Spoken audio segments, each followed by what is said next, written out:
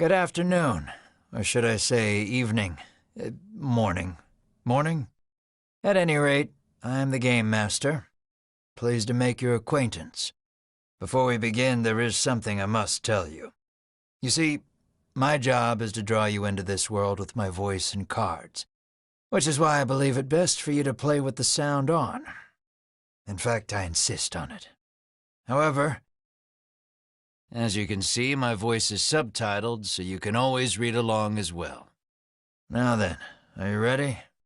Let's begin.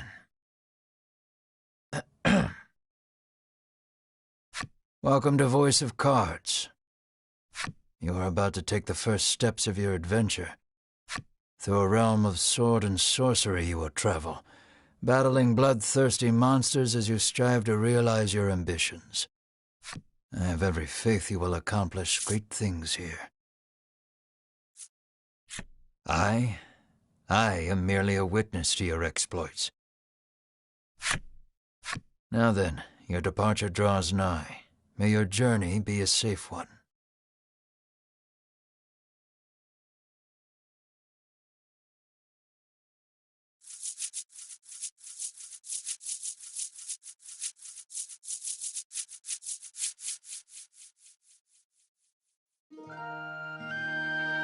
This is Castle Advent. Queen Nilla reigns over the kingdom from within its walls.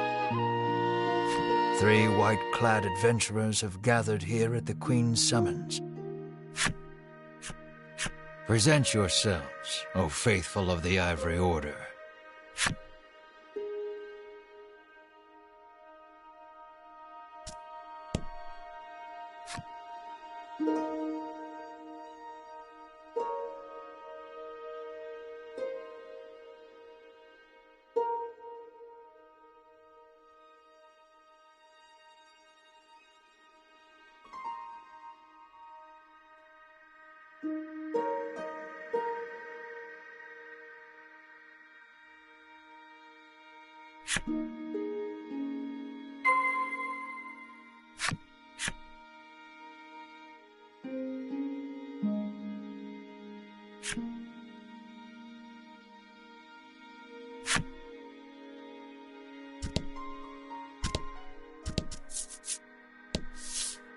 From upon her throne, the Queen regards the adventurers. So you are disciples of the Order.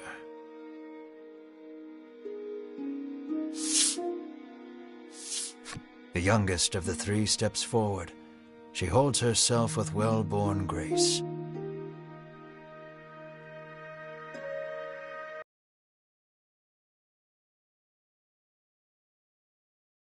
I lead this fellowship. She bows, glancing to her 2 companions. In response, the stern-looking one inclines his head and brusquely names himself Berwin.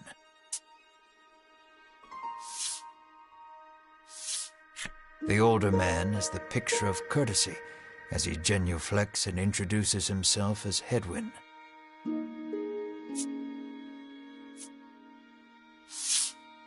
It is these 3 our story follows today. In other words, your party. The Queen acknowledges the fellowship with a nod. In a soft voice, she explains her errand. Someone has stolen the royal treasure. I bid you reclaim it. Under normal circumstances, I would entrust this to my soldiers, but I do not wish to spread thin my forces with the recent monster troubles. It seems the troubled Queen has judged she can entrust this matter to none but the Ivory Order, beloved of the people and unmatchable in battle. It is our honor to serve you, Your Majesty, and thus the quest falls to the Fellowship. Short of any clues that could lead them to the culprit, however, they press the Queen for further information.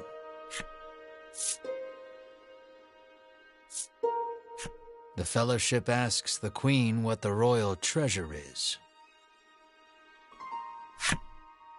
The Queen describes a bottle containing a certain liquid. Without it, she trails off, but the desperation in her voice suggests its loss could spell disaster for the kingdom. Fellowship asks the Queen if she knows anything about the thief.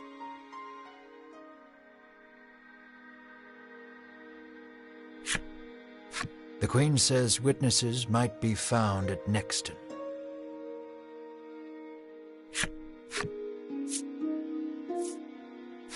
Usually, one would expect recompense for this sort of undertaking, as demanding a reward would go against the tenets of the Ivory Order. You hold your tongue. The Queen, however, has already said she will reward the Fellowship with whatever they desire. It seems the royal treasure is just that important. Pray tarry no longer here. I await news of your success.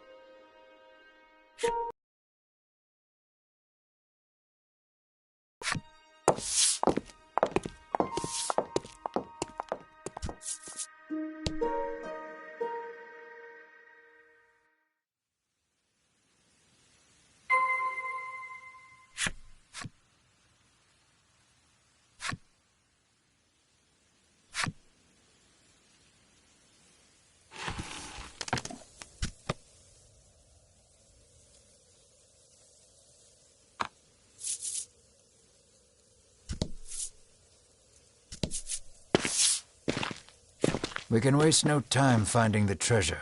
Winifred strides toward town. Wait, cries Berwin, blocking Winifred's path. A monster.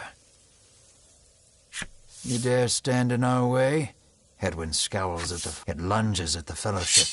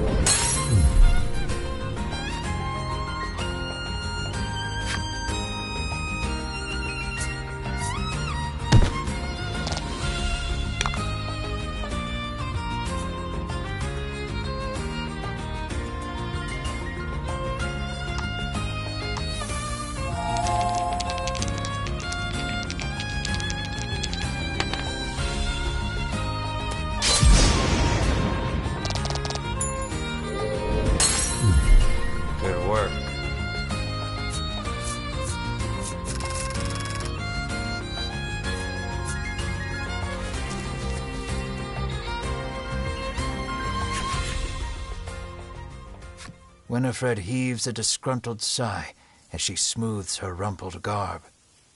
Showing no signs of weariness from battle, Berwin silently wipes the monster's ichor from his weapon. Hedwyn inspects the remains of their foe. The Queen spoke true, he mutters, his face masked in contemplation. Winifred gives a grim nod at his words.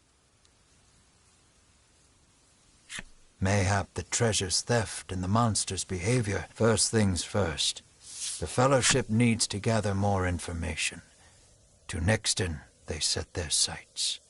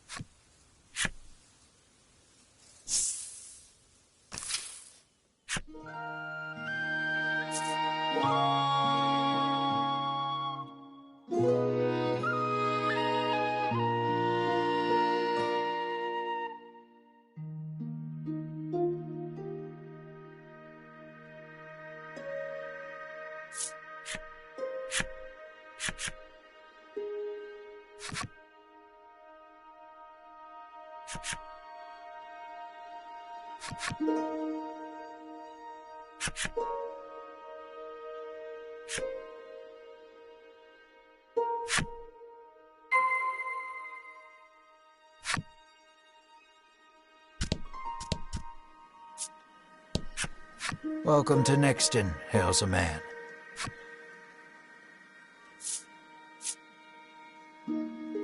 The man doesn't respond to any question except to parrot back his original greeting.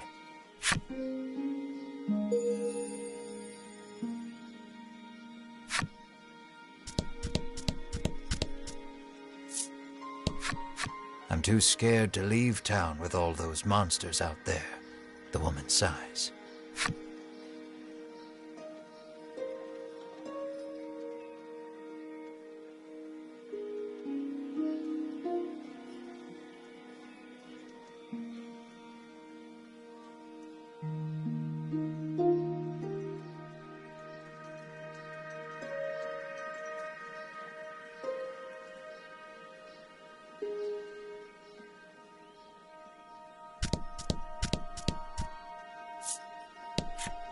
The man helpfully advises you take the opportunity to purchase equipment and curatives while you are in town.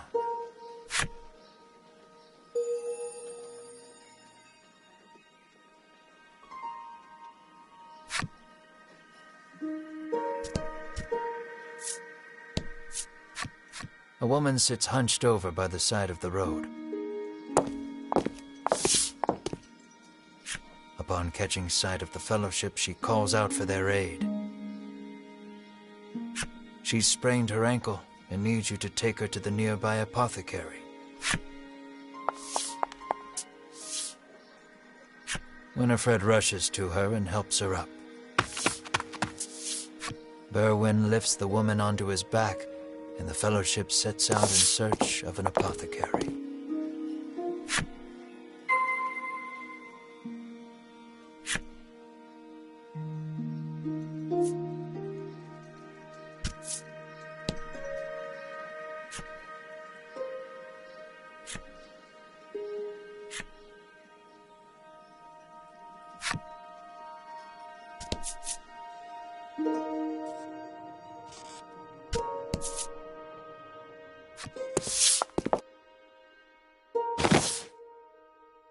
You arrive at the apothecary.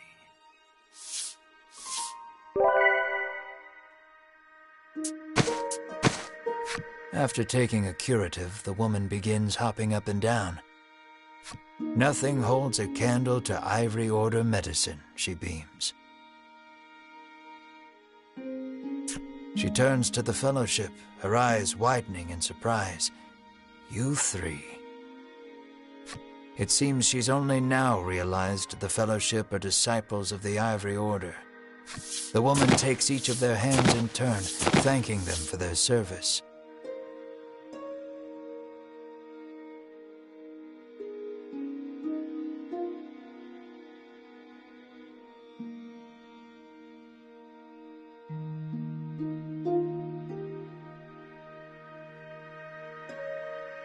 The Ivory Order is famous for providing medical supplies throughout the realm, and indeed the wider world. Every smile the Order brings to someone's face makes Winifred proud to be a disciple.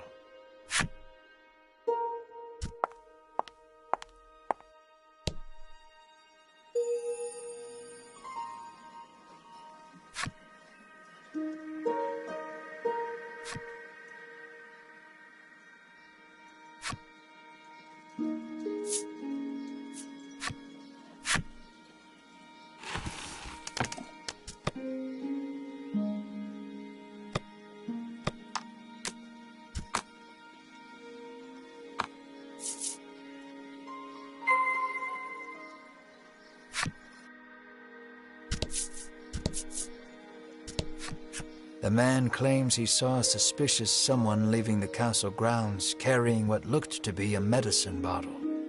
He didn't get a good look at their face, but says they were nothing but skin and bone. The Fellowship thanks the man for the useful information.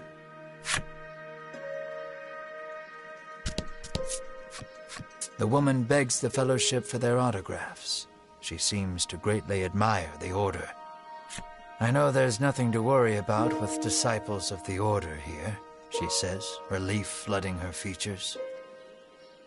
Upon asking, the woman says she was attacked by a monster outside of town. A strange creature, she says, nothing but bones, and it clutched a bottle of medicine as if its life depended on it.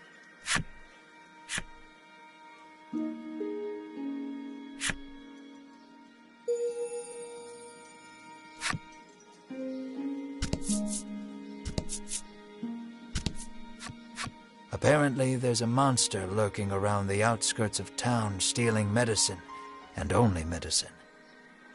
Rumors claim the monster fled to the west. Thanks to the information gleaned from the townsfolk, the Fellowship is all but certain of who has stolen the royal treasure. The first clue was the Queen's description of the treasure, a small bottle containing a certain liquid.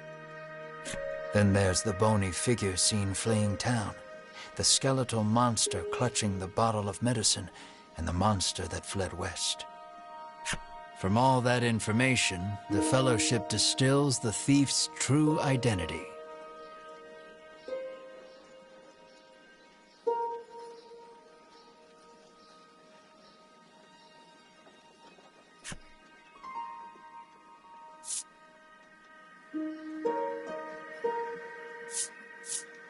The scrawny street urchin, intones Berwin. It must be. Winifred ignores that. Our thief is the monster that fled west, she says, with a glance to Hedwyn. Hedwyn nods silently in agreement with Winifred's conclusion.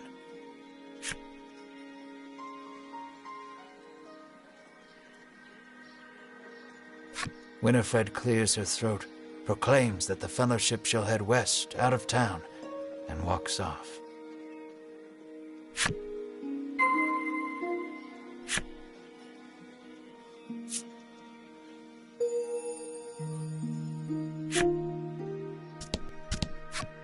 You make your way and you're not about to refuse such hospitality.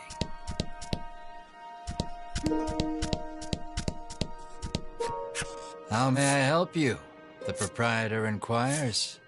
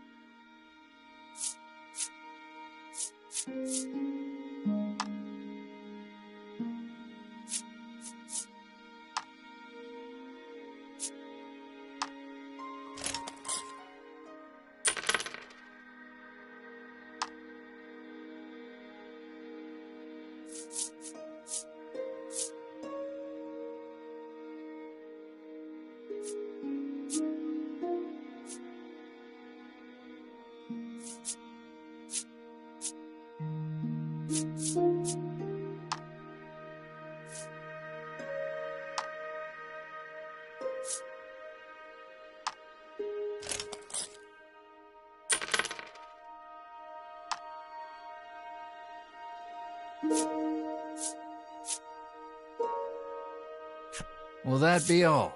The proprietor asks.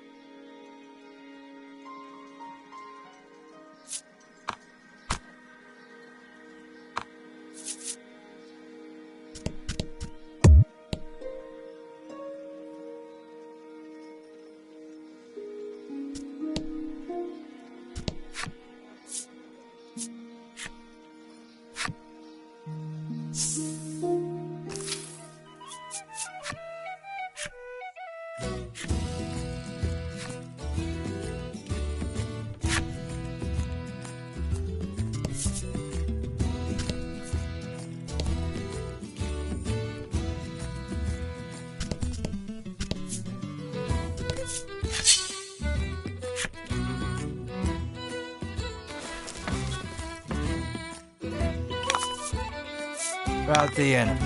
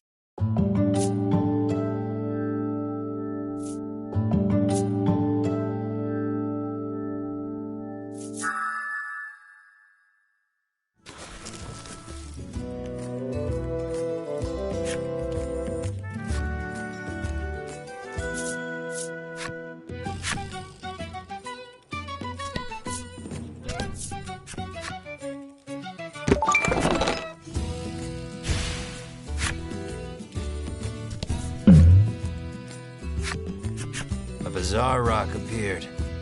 It seems primed to explode.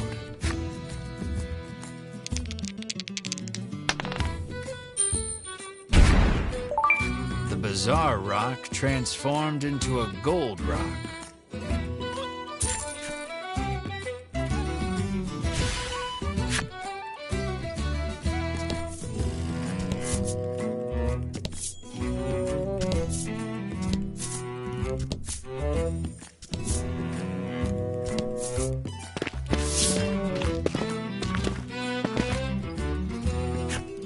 The Fellowship moves westward, only to be unnerved by the sight of a human figure moving through the trees.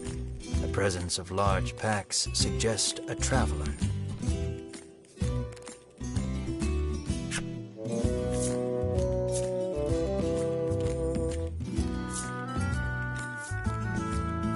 The sun bears down hard upon us this day, Winifred says, approaching him. The traveler lets out a chuckle.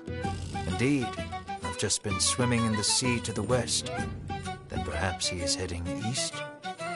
I beg your pardon, but did you catch sight of a monster fleeing west? Winifred inquires. He gives her a puzzled look. There's nothing out there but the sea, he says. That and a cave full of monsters on the opposite shore. I suspect you might find your quarry there.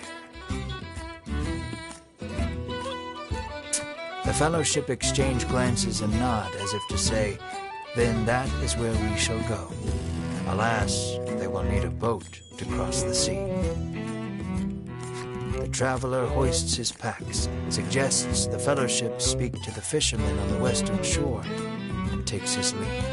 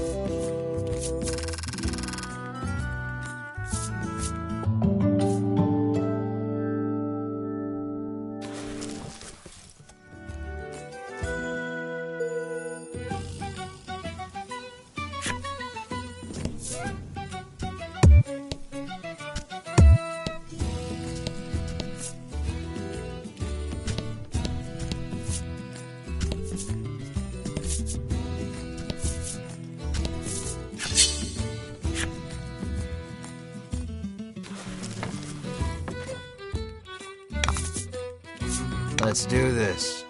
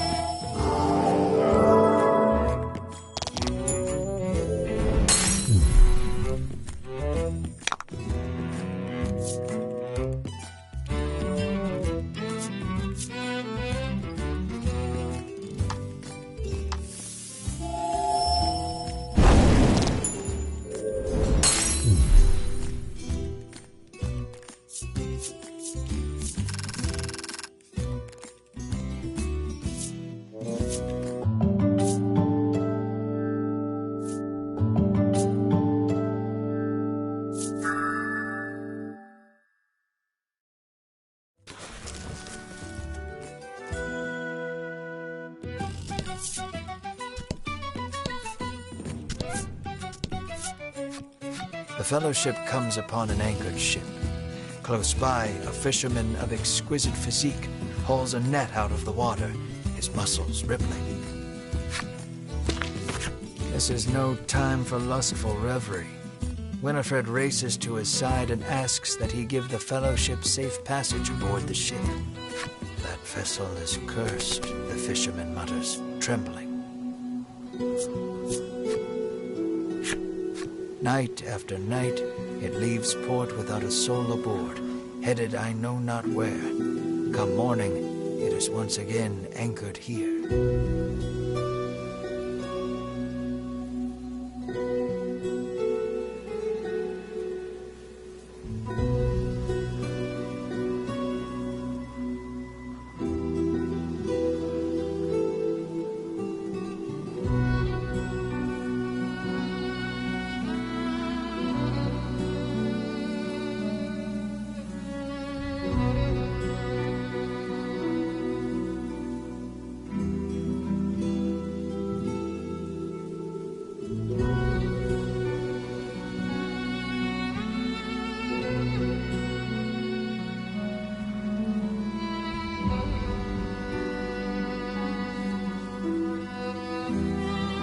This, to the fisherman's mind, is the result of a curse. His head drops into his hands.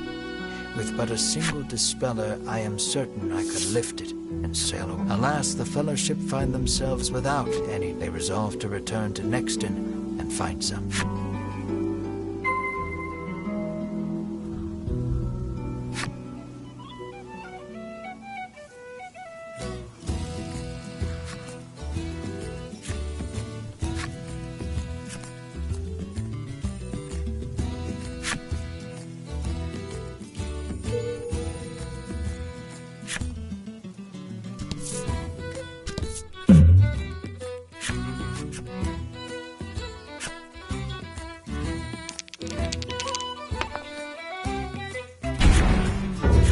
Bizarre rock transformed into a fear rock.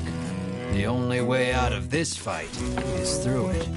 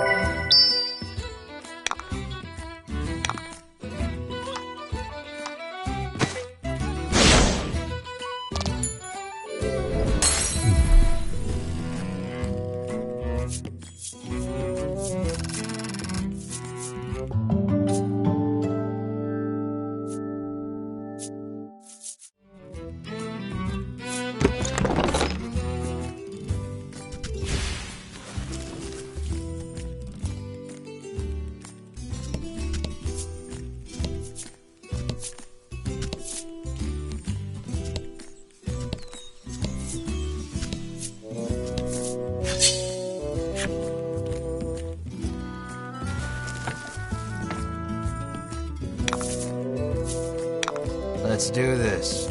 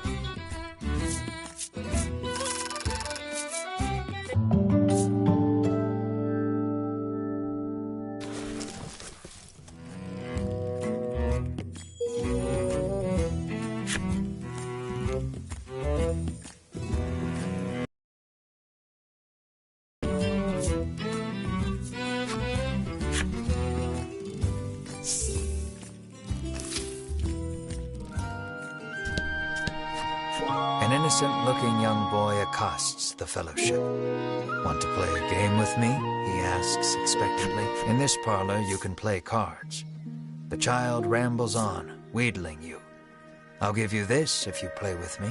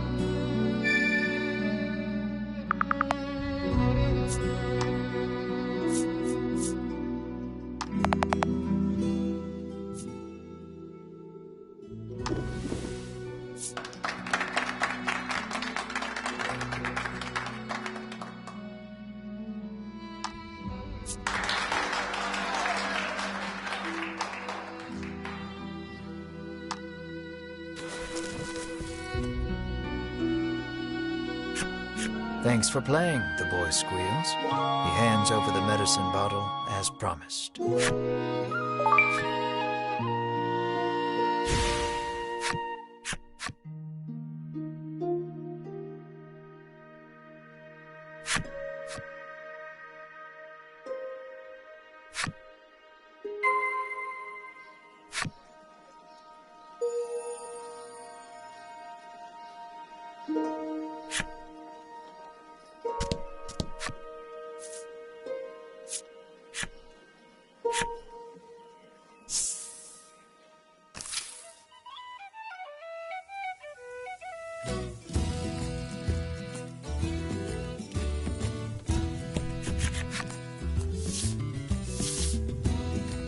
Winifred hands the despairing fisherman a dispeller and asks again for safe passage to the cave beyond the sea.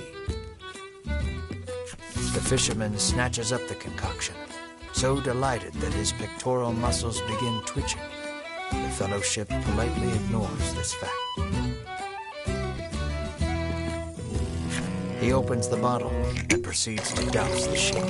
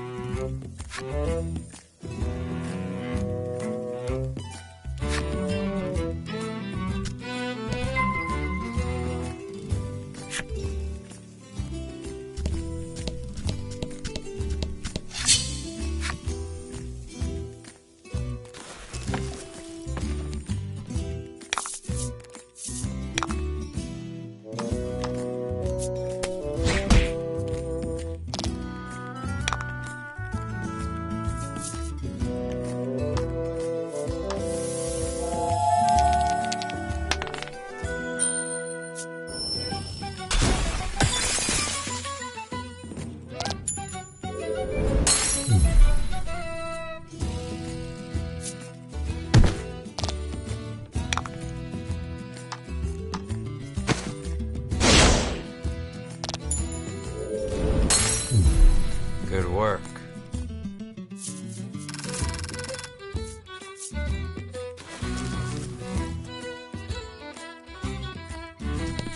Let's not go there just yet. I haven't quite finished the story for that section, you see.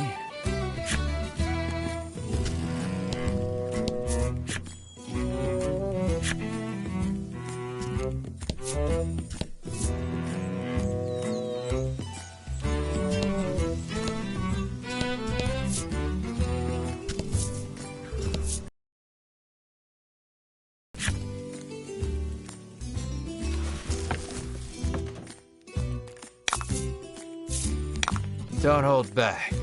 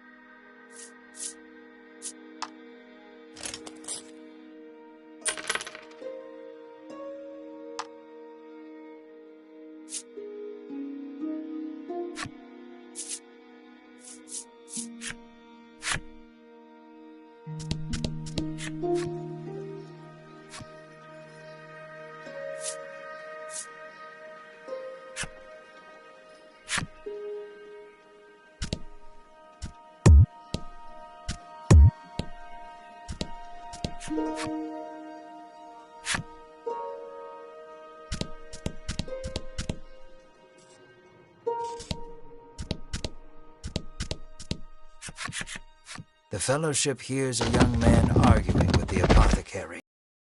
"Make it cheaper," he bellows. As the Fellowship approaches the door to intervene, the young man bursts out of the shop.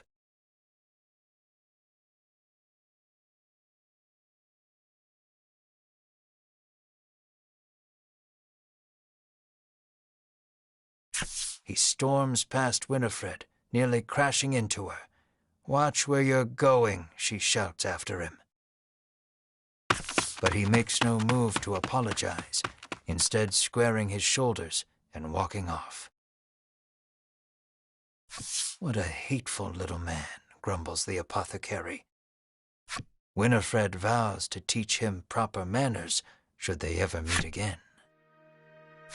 "How may I help you?" the proprietress inquires. The apothecary catches sight of the Fellowship. "Ah, the Ivory Order, to which I owe the prosperity of my humble shop," she says.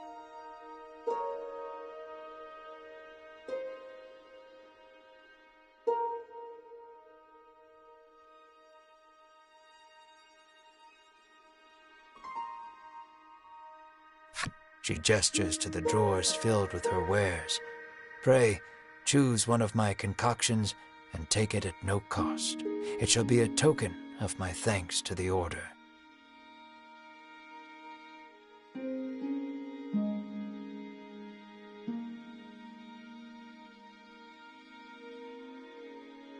The Fellowship insists they will pay as any other customer would, and sets about browsing her wares.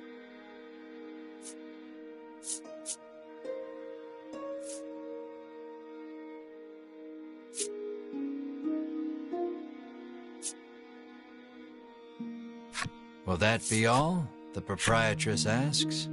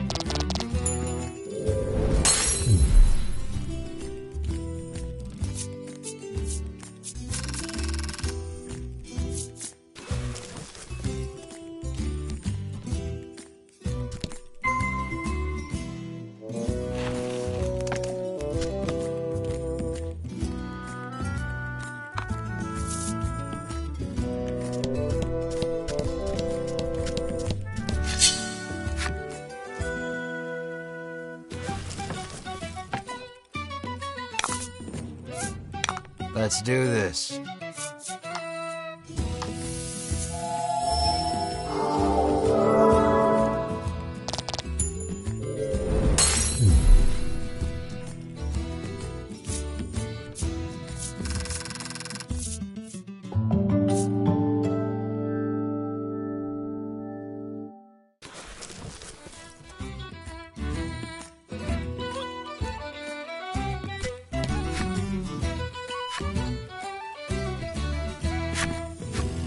"Are you ready to set sail for the cave?"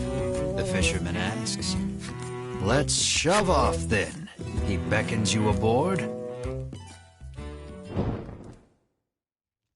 The Fellowship arrives at the mouth of a dank cave, its damp, rocky expanse threatening to swallow them. Monsters could come pouring out at any. The fisherman has anchored the ship in the cove.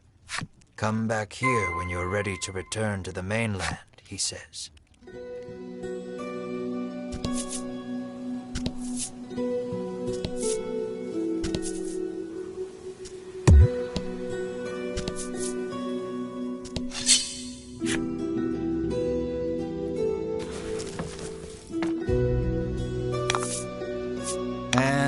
fight.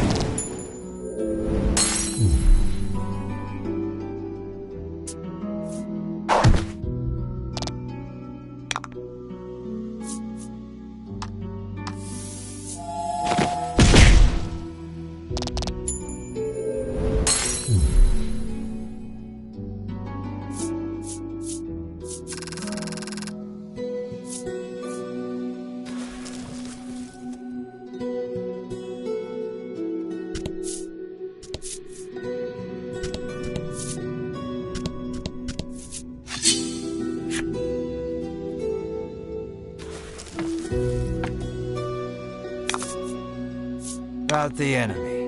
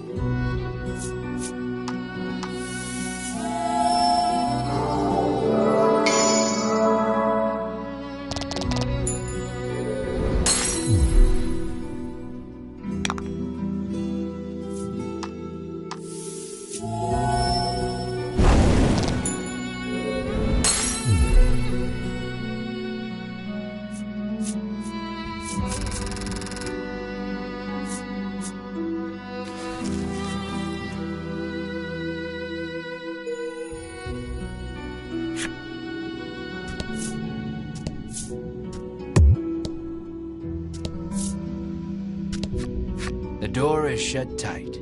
You spy a keyhole on it, suggesting the existence of a corresponding key.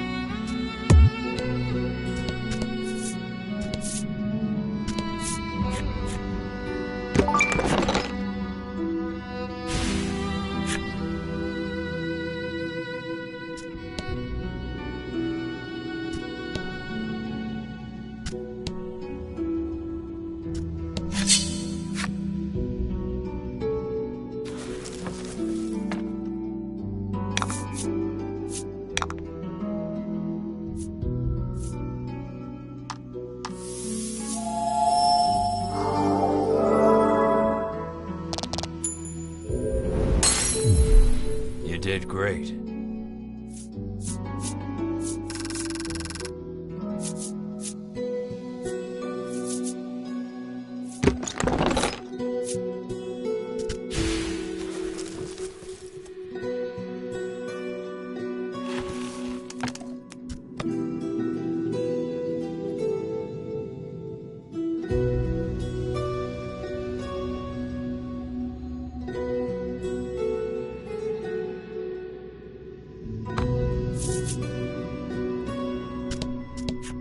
The door before you is shut quite tightly. It appears to have a keyhole. The simple key may be of the Fellowship slides the simple key into the keyhole and turns it. The lock opens with a thunk.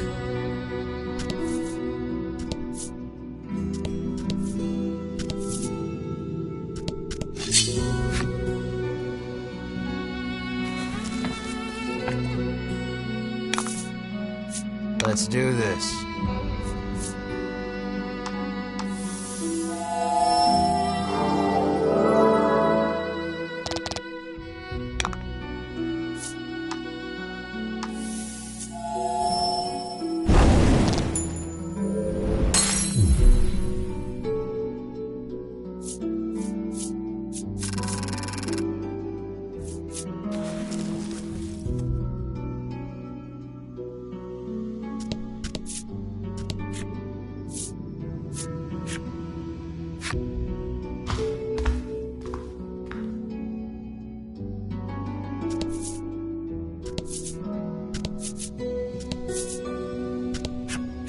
An iron door towers before you. It has rather conspicuous handles.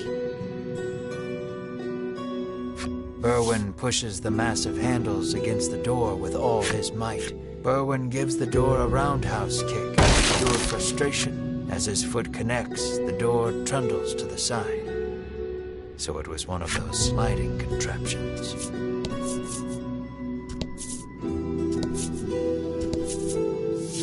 Something leaps out at the Fellowship from the darkness. Winifred deftly parries the attack with her staff. Edwin looks fondly at Winifred, only to have his reverie interrupted by Berwin's cry of, "It's coming back."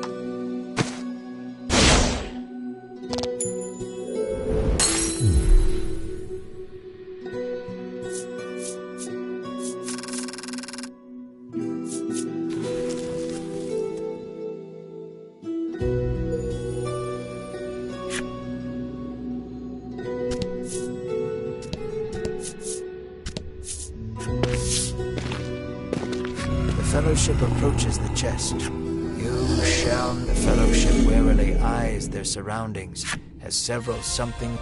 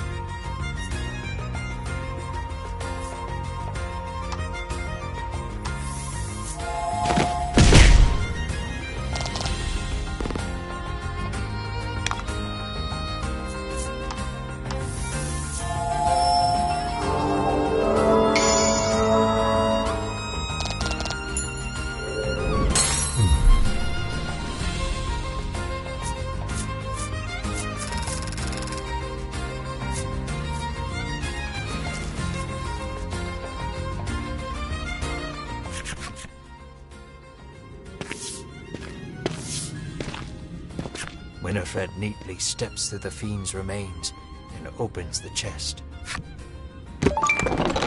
Inside is what appears for all the world to be an ordinary medicine bottle. At last, the royal treasure is in safe hands once more, Hedwyn sighs. Winifred and Berwin nod in agreement. Treasure in hand, the Fellowship exit the cave, exulted. In time, the Fellowship find themselves before the Queen once more. They offer her the retrieved treasure. As reward for the arduous task of returning our prized possession, I bid you name. She is positively beaming and seems prepared to shower the Fellowship with riches, whether they demand them or not. But at that moment, a massive roar, the likes of which had never been heard before, shakes the entire castle. As the roar recedes, one of the royal guard, pale as a sheet, bursts into the royal hall. He struggles to gather his breath. Just now, over the castle, a dragon, he pants to Queen Nilla. A dragon. So the great evil has returned. Queen Nilla turns her gaze to the sky, dumbfounded. So the monster troubles are connected, Hedwyn says so under his breath. A profound silence settles over the royal, as though they know what must be done in the face of such a crisis.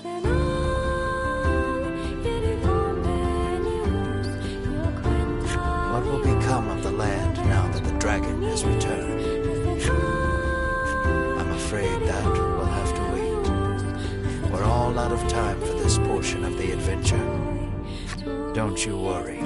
We'll continue the tale another time. I look forward to our next session. Until then, I bid you good day. Farewell, friend.